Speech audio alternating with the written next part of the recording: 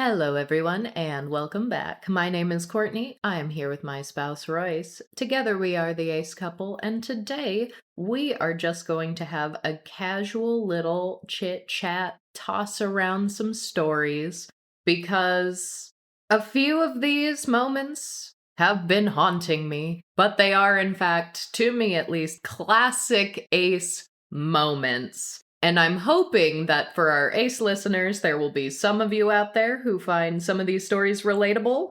Or if nothing else for our Allo listeners, you can get a little peek into the little moments of mortification that we so often live with. The first story I have today, is it an Ace moment? Yes, but it's also a not very online person moment. I've gotten a little better. I've spent more time online. I've learned the ways of the internet, sometimes far more than I would prefer. And this was years ago now. I'm thinking like old school website.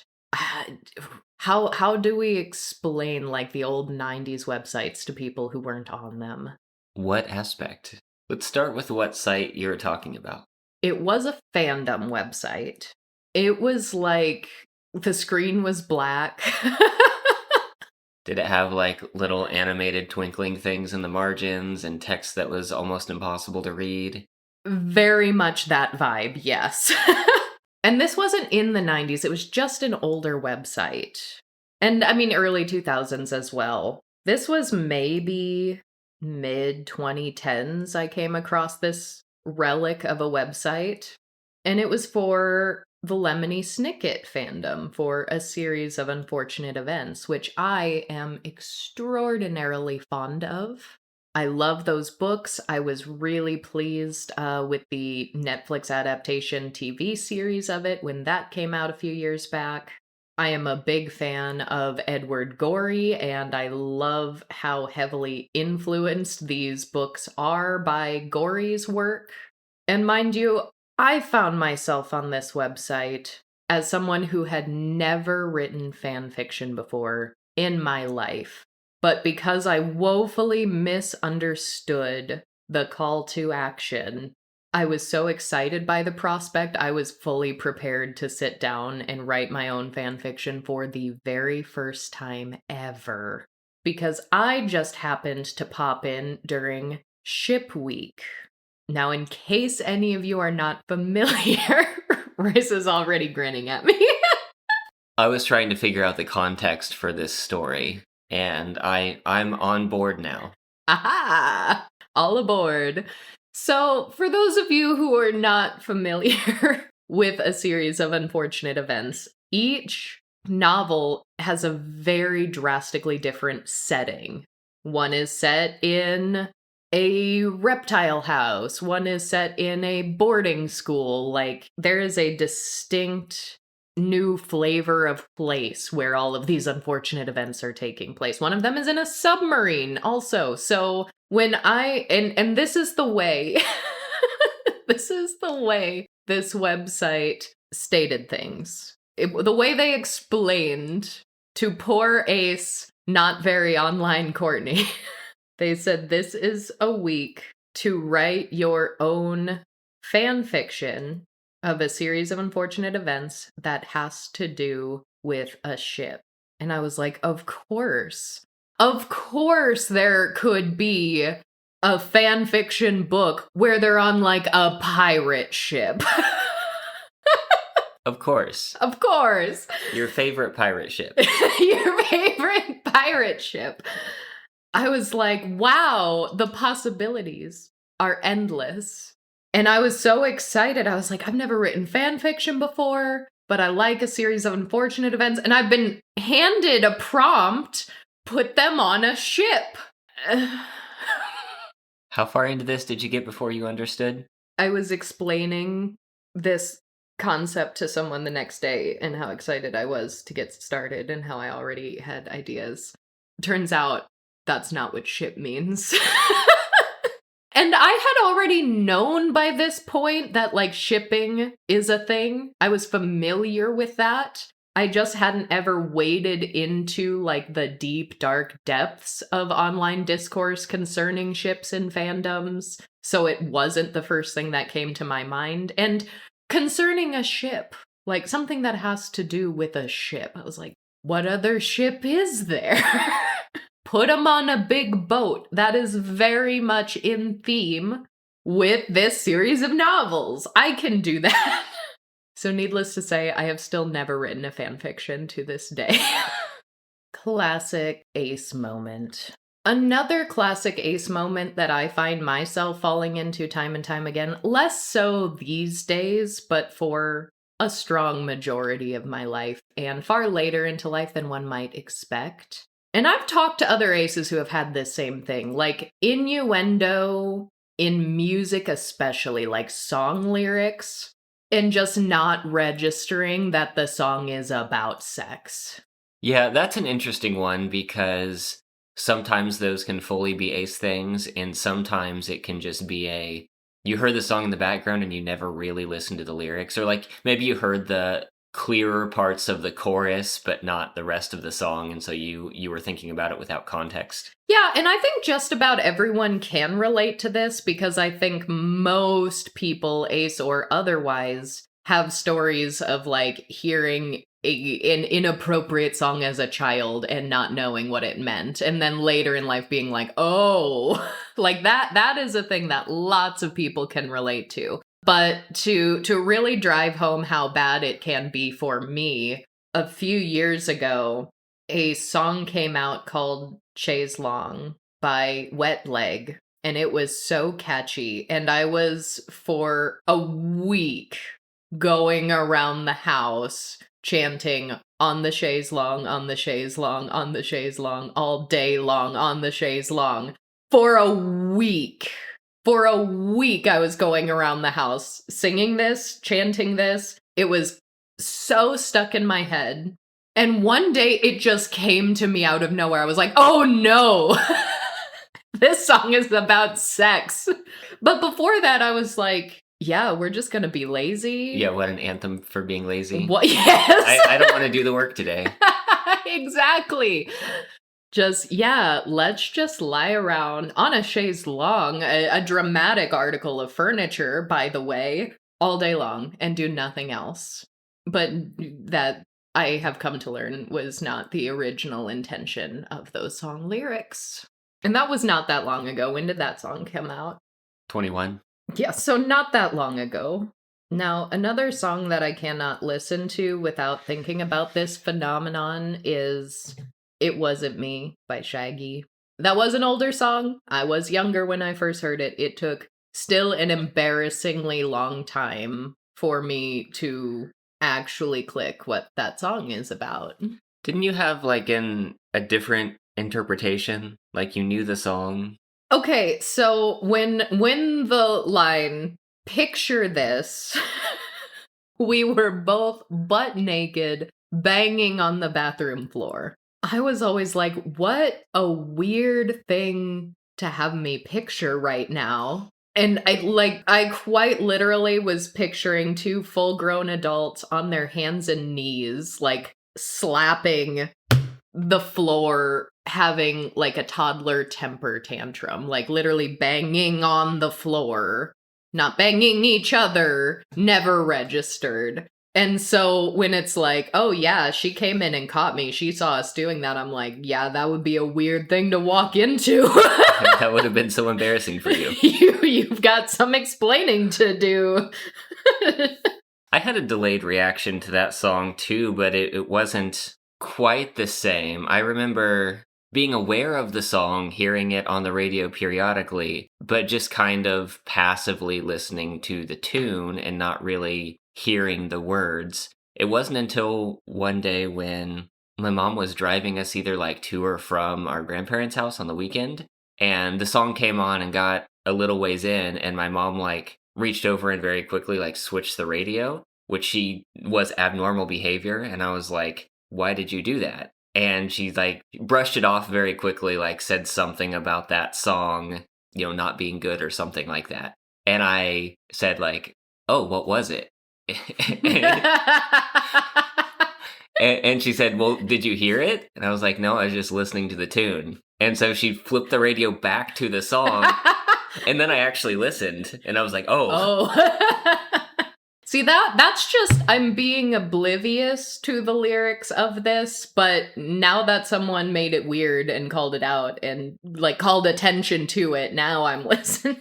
Yeah. Which I feel like I don't tend to have the I missed an innuendo part of the Ace experience. And maybe that is something sort of just learned through, masking through social situations, or it could be like there are some aspects of sex and sexuality that I think I, at least logistically, took as like a special interest. Like, I want to understand these things. Let me study the ways of the allosexuals. So yeah, a lot of the innuendo it was oftentimes more oblivious for me than just completely misinterpreting the meaning of something. Yeah, which is interesting because this is something where I fear sometimes online, out of context, out of immediate community, there are some aces out there who never miss an innuendo. There are some aces who make innuendos of their own. There are some aces who enjoy a good sex joke. I've never been any one of those. And I know lots of aces on both sides of things. And I will very often, because there is, sort of an assumption that a lot of people might have that, like, oh, aces are innocent. Like, they won't understand your innuendo. They won't like your sex joke.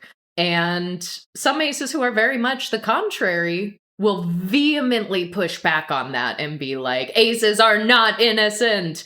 Aces write the dirtiest smut you've ever seen in your life. And they'll go like to the furthest extreme, just trying to drive home to the fact, like, not all aces are innocent. But also, like, I was always the innocent friend in any given friend group. Even before I actually came out as asexual and said that word to other people, I was the innocent one. I was the one missing innuendos because my brain never goes to sex first. That is not how I'm wired. It is never going to go to sex first. And that is just how my brain works. So if someone uses the word ship, if it's out of context, like I've dropped into a community I'm not familiar with and someone says, write a story about a ship, I'm gonna be thinking about pirates. If someone says the word banging, I'm gonna think you have a hammer or you're using your fists and you're banging on something.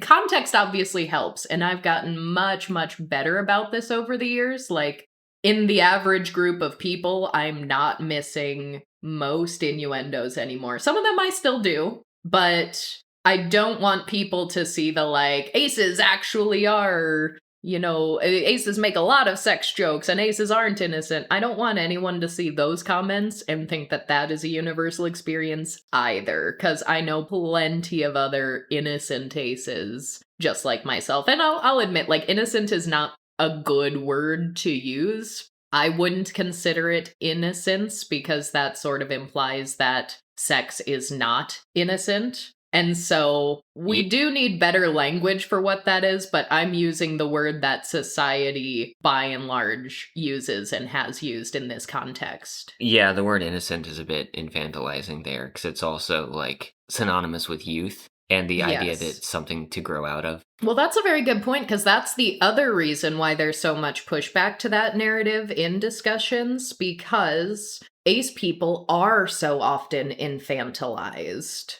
And that is a genuinely harmful societal phenomenon. So, of course, when you hear the word innocent being applied to aces and you know all of the baggage that often comes with that word when you're talking to a full-grown adult, for example, then it is that stigma that you're wanting to push against. So I am very much in favor, like, oblivious, I think, is the word I tend to use for myself. Like, if someone does make a sex joke and it goes right over my head, I'm like, oblivious. Or, to me, in my experience, I will just say ace moment. I mean, just about anyone I ever talk to at this point in time knows that I'm asexual. My people and my community know what I mean to my experience when I go, oh, ace moment. Going back real quick to ship out of context, it is kind of funny that this was specifically with A Series of Unfortunate Events, which is a longish running book series that you had read entirely to that at that point, and there is, like you said, a submarine and an island and a book that all revolves around a lake. They are on some small boats. There's a point in time when the main antagonist, big disguise, is a ship captain. So Yes! I can see how you'd be like, well, they never went on like a proper ship adventure. They were around situations like that. Yes. All of the characters are there. The history of disguises, it's perfect. I could picture it so clearly in my mind. I was almost inspired to write a fan fiction, and yet ruined by shippers. So I guess I do have one more innuendo story. And this one kind of got both of us. It got me first, and then I had to consult you, because I know you don't miss innuendos as often as I do. So when I do, I tend to come to you to consult. Like, would you have gotten this? Is this just me being absurdly oblivious, or was there a gray area here, or context needed?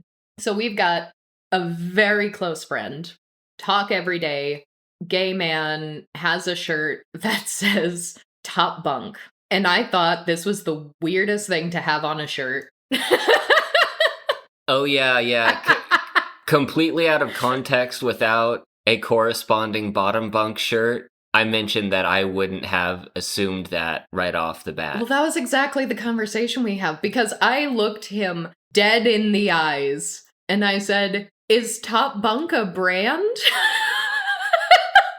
I wouldn't have thought of that. I would have just thought that I was like missing a joke or a cultural thing. Like, I mean, there are so many movies or TV shows or just general pop culture references that I don't watch or remember enough to really get. That I would have left it ambiguous without seeing the other half of that joke. Well, and that's the thing. So he cracked up a little bit. He said, "No, dear, it's a sexual innuendo." And I went, "Oh." And he says, "Yeah, my husband has one that says bottom bunk." And I'm like, well, if he was standing right here and you were both wearing those shirts, obviously that's what it means. Obviously. But you took it out of context, and you can't do that with me. Yeah, when you mentioned that one, I had to ponder it a little bit, and I was thinking about the aspects of gay culture that I have seen the most of, and I feel like I've heard a lot more people making jokes about themselves being bottoms than tops as well. Well, because when I came back home that day, and I was like, Rice, if you saw this t-shirt, do you know what it would mean? And you confirmed no. And when I explained it, you thought for a minute and went, huh, I guess I just don't know that many tops. Yeah. Which, by the way, he was tickled with that commentary. He's like, yeah, there aren't a lot of us out here. It's rough. But no, I still hold that was a contextual issue. I needed the corresponding shirt side by side, and then there would have been no question about it. That would not have gone over my head at all. But it does haunt me a little bit that the first thing I thought of was, this must be a brand I'm not familiar with. Because why else would the words top bunk be on a shirt? The reason why I jumped to maybe there is some kind of pop culture reference to this is just because if you think about bunk beds and camp retreats, or just, activities where there are a lot of children, like over a summer activity, sometimes the top bunk is something that people get excited about. It's aspirational. I feel like I would have needed less context with bottom bunk, because no one out of context prefers the bottom bunk. Honestly, yeah. If I saw his husband just wearing a bottom bunk shirt, I would have gotten it. And that also, this is the problem. We need to diversify our friend group. We only have one close friend who is a top. Therefore, we have not gotten nearly as immersed in the culture of tops. But you're right. I mean, top bunk, like that's kind of a king of the mountain kind of a thing. It is plausible to me that would have been a reference to something that I was not privy to. So I do want to tell everyone, When we accidentally got our neighbor's Oh. package delivered to our door. Oh, that was this. So I feel like this is gonna be this would be embarrassing for anyone. It was maybe worse because Ace. But one day, many years ago, we got a package on our doorstep, and happens often enough. It was a small box.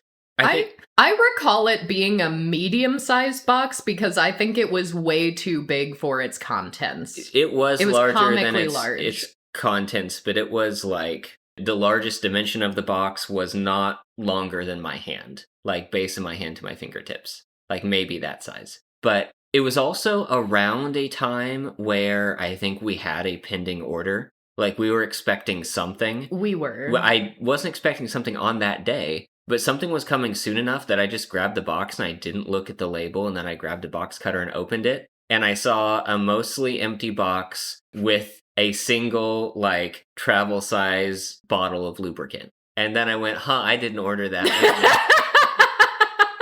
And This isn't mine. I closed the box, and it's like, oh, the address is too off. It's our neighbor to this side. I went, well, I just cut right through the label. I wasn't, like, this is one of the boxes where they put the shipping label on top. So there's no, like, taping this back up. Well, and this is a neighbor who we had never had a proper conversation with. I spoke to them for like a minute or two when we moved in. And there was maybe one instance where like their pizza got delivered to us, so we had to like run it over and knock on their door and say like, hey, here's your pizza. But with a bottle of lubricant, we aren't exactly going to do that when they know we've opened it. So you called me down, showed me the situation, and we were like, fuck, what do we do? Yeah. So we hatched a scheme to drop it on the doorstep in the dead of night. This was before doorbell cams were super common. Yeah, so there was maybe less than a 50-50 chance that he had a doorbell camera. So we're like, if we just, in the dead of night, run as fast as possible, drop the box off, run back home, then maybe he won't know that we're the ones who opened it. And then maybe we can make eye contact next time we see him mowing his yard. And it was like a whole mission. We had a time planned out. I stayed at the front door. You were like, I'm going to run because I can't run. So you're like, I'm going to go as fast as possible. We're hyping ourselves up. It could have been an overly dramatized, like, slice of life scene in an anime. Well, I it think really could have been. I think you're over dramatizing the retelling right now a little bit. No, that is not my recollection of it one bit. Well, it became, as soon as I saw what it was and shared it with you, it became a bit of a joke. Here's this absurdist situation. There's another... And that's why we were acting absurd, because it was like, okay, I'll open the door and go, go, go! Yeah, and I mean, that situation was already awkward, but the fact that we didn't really know this person, didn't really know necessarily their, like, orientation or lifestyle or anything like that. They lived mostly alone, but were divorced. Yeah, and that's the thing, too, because it actually, if it was someone we happen to know really well or be friends with, then that, awkward uncomfortableness wouldn't have been a problem. We'd probably just text them and be like, hey, we got your lube. If it was like someone we knew, but we did not know this guy at all. We did not know anything about his situation. So it's like, well, because I have to imagine, not everybody, but I have to imagine that was probably pretty awkward for him to see, oh, here is my lubricant opened with my name and address on it. Mm-hmm. So I'm sure that was not a pleasant day for him either. I'm trying to figure out the time for that. I think it might have been before Amazon had standardized taking pictures of packages on doorsteps too.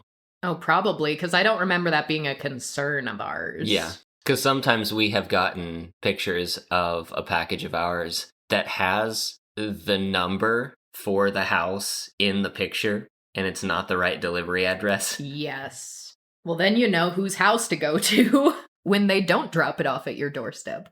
So I talked about songs that I misunderstood, but there is one song that I understood perfectly and was mortified. Several months ago, going away party for a friend I met through the local business community. She was a sex coach, very queer affirming, and after meeting me, very ace affirming also, which is great because we have also talked about some of the horribly offensive like PR pitches we get about sex coaches, which seem like a little too close to conversion therapy to be anywhere near appropriate talking to us. But she was moving, went to the going away party, got invited to that, and we ended the night with karaoke. And I heard a song that I did not know existed. Never heard it before that time. And now someone is singing it live just a couple of feet from me. And that song was called At a Medium Pace. A song so obvious about what it's singing about. There is no room to misconstrue it whatsoever. Oh, that is an Adam Sandler song. Yeah, I'm just gonna say you listeners are gonna have to look up the lyrics on your own because I'm not repeating these on microphone. Or ever. So I can think of one big ace moment for me, but it wasn't like a social misunderstanding or like song lyrics or anything that we have talked about. It was just something that felt really jarring while dating. And I was probably late teens or early 20s at this point. It was before asexuality was really on my radar, at least by a few years. And this moment has stood out to me quite a bit when I try to like think back to figuring out why dating felt the way that it did to me and like how it may have differed, because that's something that people by and large don't really talk about, or they talk about in very vague terms. When that's why it's so difficult sometimes to explain asexuality to people who haven't heard about it, because you try to break down like romantic attraction or aesthetic attraction or sexual attraction and you just get like blank stares.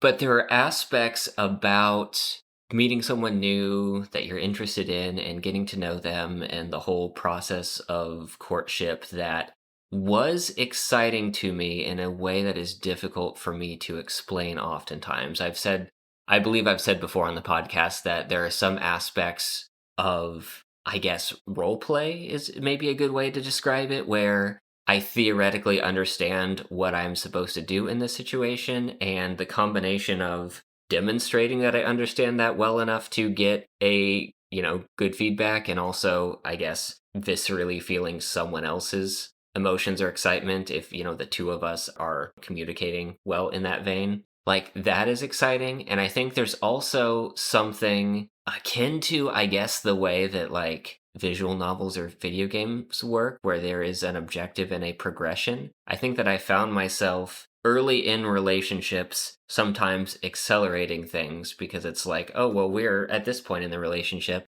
and so this is the next stage of the relationship that society has dictated is supposed to come, and then there's the one after that. And like, yes, the socially mandated relationship escalator. right. And like the feeling of change, the feeling of progress, and of, getting to know someone better through that, that was also exciting. But I found myself one day talking to someone who I'd been talking to for a while. This was someone who was remote. We were texting, and the texts were getting sexual in nature. And this wasn't the first time, but this was the first time that she mentioned sending pics back and forth. And I remember being there and being excited about, again, the change, the progress, the variety, the new information. And this was old flip phone time period, T9 texting. If you got an image, it would load progressively from top to bottom, and it would take a while. And I remember this whole process leading up to actually receiving the picture. I remember feeling excited, and then I remember the picture loading, and I could have been sent a video of paint drying or of like grass growing. It wasn't disgust, it wasn't repulsion, it was just the least interesting thing I had ever seen. And all this hype, and for what? The contrast of it, Like going from having this exciting back and forth with someone to just like nothing. It was such a stark contrast that I had to like pause and go like, wait a minute, what? Like, hold on, like, because I had seen pornography at that point. I know that that had some kind of effect, not in the same way that like relationships and other like actual people that I'm communicating with. So I was going through this process, and it's like it's not just that it's, you know, an amateur photograph on a poor phone camera with bad lighting. Like that's not what it is. I inspected that. It's not the image itself. It's that, like, whatever this process is of communicating with another person. You determined she just wasn't a terrible photographer. It wasn't a better photo wouldn't have mattered in this situation. It was this process. It was the, you know, the sharing of images was not something that I actually cared about. Mm-hmm. And that was jarring enough that I think that was the first very distinct time from both an asexual and an autistic perspective. Throughout my whole life, I have had little situations where it's occurred to me that, wait a minute, I'm not like a lot of the people around me. That was a very blunt, like, I am not experiencing what most other people are in these situations sort of thing. Was that one of the defining moments that actually led to you learning about asexuality, or did that come later yet? I don't have a clear progression track. I don't really remember how asexuality got on my radar, or where the word came from. I know that I thought about that moment periodically from time to time, so it definitely stuck. It is really interesting to hear you talk about that past experience and liking the role play of texting, because now we play so much D&D. We're getting into other TTRPGs, and you've recently said things like, you know, playing a role-playing game with people and developing a story together is like the peak of mental stimulation for me. There's a lot of creativity that goes into storytelling and situations where you're choosing your words very carefully. And I think it's that aspect of thought, or like thinking through a situation, that is often very stimulating. But it's also just variety. If you are talking to an individual person or a group of people and the conversation spins off into its own unique thing, that is going to be very different than, you know, a lot of other things you've seen before. And I think there's a fundamental need for varied stimulation, or I think that I burn out on things that are too similar too frequently. And so role playing is a good way to get into situations that are different enough from what you're commonly experiencing. So, do you think up until getting the picture, it was really just the novelty? And you use the word creativity in terms of role playing games, but was text role playing kind of the same stimulation, and you just hadn't figured out what about it was interesting to you? It's hard to say. It's hard to say uniquely, because this was a romantic interest and there were some of those feelings mixed into it too. So it wasn't solely just the writing aspect. Like there was something else. There was interest in the person there and also in the activity, and it's kind of hard for me to draw a line distinctly between those things. And as soon as you get a picture, you're like, nope, don't like that. Well, not even don't like that. It's like the lead up was interesting, but the actual thing didn't do anything. And now what do we do? Like, this was supposed to be good. I was supposed to like this. See, that's what I think is so interesting about the entire spectrum of asexuality, because you could get someone's nude. I assume it was a nude. You didn't say that word. And you're like, this is the most boring thing I've ever seen in my life. Anytime I've ever gotten a nude, I'm like, oh, disgusting.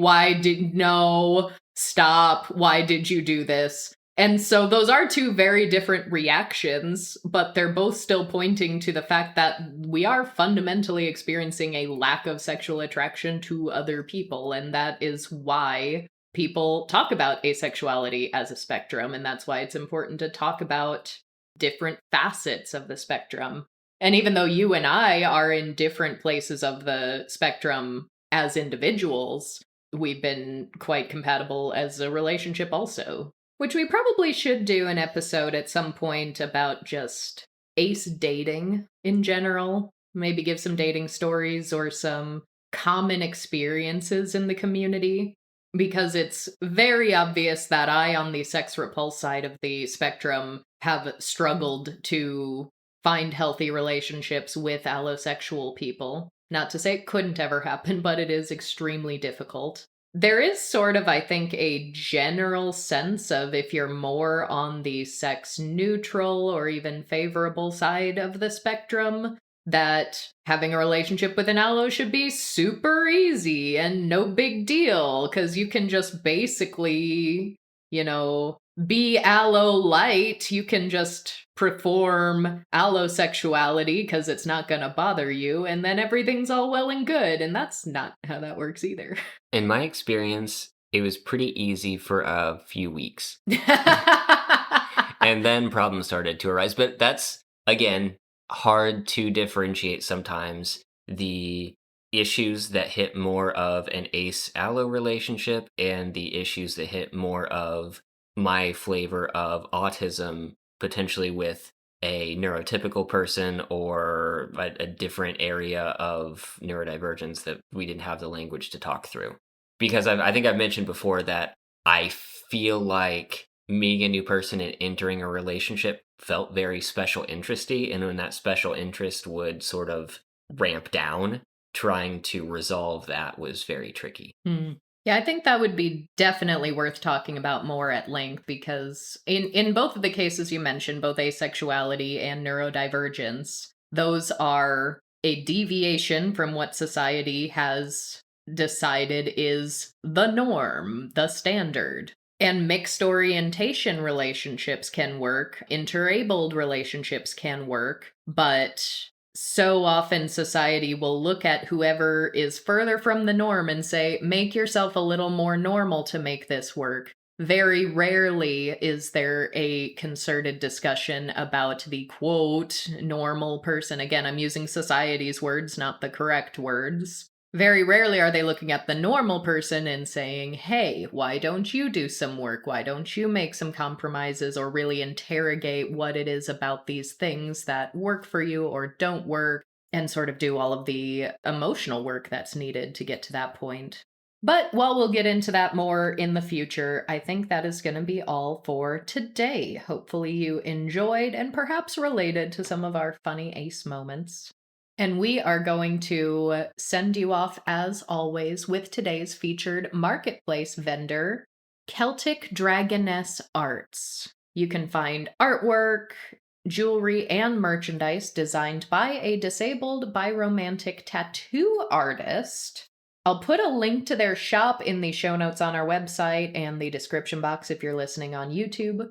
But we have a lot of cool designs here. A lot of animal-based designs. I see some snakes. It looks like a ball python smiling. Very adorable. Obviously, we love snakes. We've also got some prehistoric creatures. I have like a rainbow pride Leopleurodon, which, this being a Redbubble shop, you can get just a print of. You can put it on a t-shirt, you can put it on all kinds of merchandise, so whatever you are looking for there. And some other various pride things. We've got, for example, a pansexual pride dragonfly poster. Or there are just a lot of cool word-based designs. I really like this sticker that says "Be Bold" in a very bold font.